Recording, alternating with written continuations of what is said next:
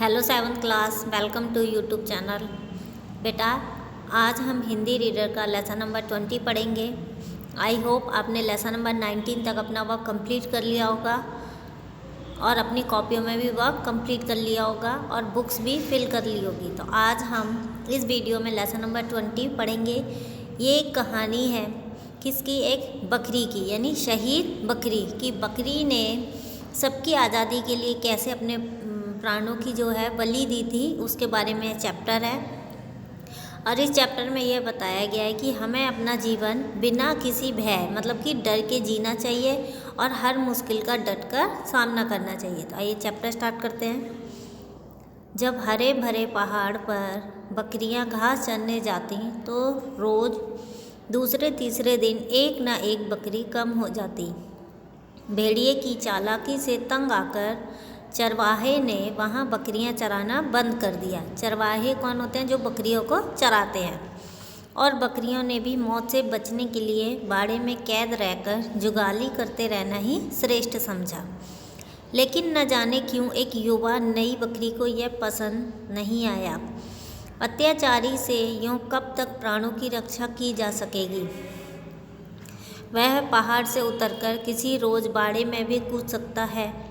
शिकारी के भय से मूर्ख शुतुरमुर्ग रेत में गर्दन छुपा लेता है, तब क्या शिकारी उसे छोड़ देता है? इन्हीं विचारों से ओत-प्रोत वह हसरत भरी नज़रों से पर्वत की ओर देखती रहती। साथियों ने उसे आंखों आंखों में समझाने की बहुत कोशिश की, पर वह ऐसे मूर्खतापूर्ण विचारों को मन में ना लाए। मतलब सब बकरियां उसको समझाती थी कि तुम इस तरीके के विचार अपने मन में ना लाओ, क्योंकि भेड़िया तुम्हें मार डालेगा। भोग ये सदैव से भोगने के लिए ही उत्पन्न होते रहे हैं। भेड़िए के मुंह हमारा खून लग चुका है, वह अपनी आदत से कभी बाज नहीं आएगा। ये उसको दूसरी बकरियां समझाती थी। लेकिन नई युवा बकरी तो भेड़िए के मुंह में लगे खून को ही देखना चाहती थी। वह किस तरह झपटता है, यह करतब देखने की उसकी लालसा जो थी वो बलवती हो गई थी। मतलब उसके मन में ये देखने की उत्सुकता बढ़ गई थी कि वो किस तरीके से उन पर हमला करता है। आखिर एक रोज़ मौका पाकर बाड़े से वह निकल भागी और पर्वत पर चढ़कर स्वच्छंद विचरती कूदती फांदती दिन भर पहाड़ पर चढ़ती रही। भेड़िए को देखने की उत्सुकता भी बनी रही, परंतु उसके दर्शन न हुए। जब वह नीचे उतरने लगी तो रास्ते में दबे पांव भेड़िया आता हुआ दिखाई दिया। उसकी रक्त रंजित आँखें, लपलपाती जीभ और आक्रमणकारी चाल से वह सब कुछ समझ गई। भेड़िया मुस्कुराकर बोला, तुम बहुत सुंदर और प्यारी मालूम होती हो।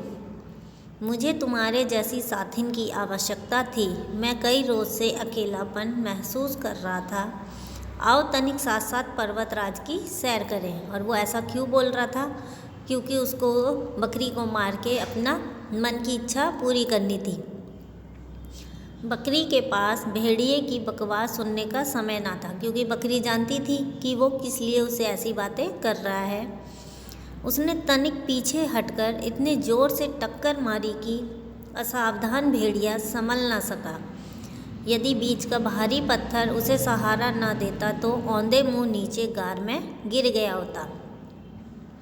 भेड़िए की जिंदगी में यह पहला अवसर था कि वह किंग कर्तव्य विमूढ़ सा हो गया। टक्कर खाकर अभी वह संभल भी नहीं पाया था कि बकरी ने पैने सींग उसके सीने में जोर से लगे कि वह चीख उठा। छत बिहत सीने से लहू की बहती धारा देख, लहू मतलब खून की धारा देख भेड़िए के पांव उखड़ गए।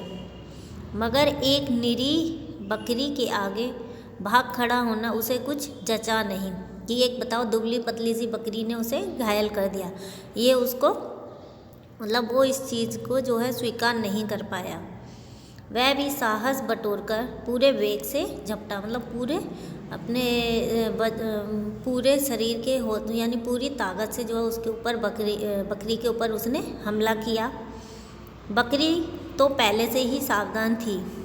वह कतराकर एक ओर हट गई और भेड़िए का सिर पेड़ से टकराकर लहूलुहान हो गया। खून को देखकर अब उसके लहू में भी उबाल आ गया था। वह जी जान से बकरी के ऊपर टूटा। अकेली बकरी उसका कब तक मुकाबला करती। वह उसके दांव पेच देखने की लालसा और अपने अरमान पूरे कर चुकी थी। साथियों की अकर्मण्यता पर तरस खाती हुई बेचारी ढेर हो गई। वो सोच रही थी कि मैं अगर इससे मुकाबला कर रही तो और बकरियां मेरा साथ देंगी, पर किसी भी बकरी ने उसका साथ नहीं दिया और वह अकेले भेड़िए से मुकाबला कैसे करती।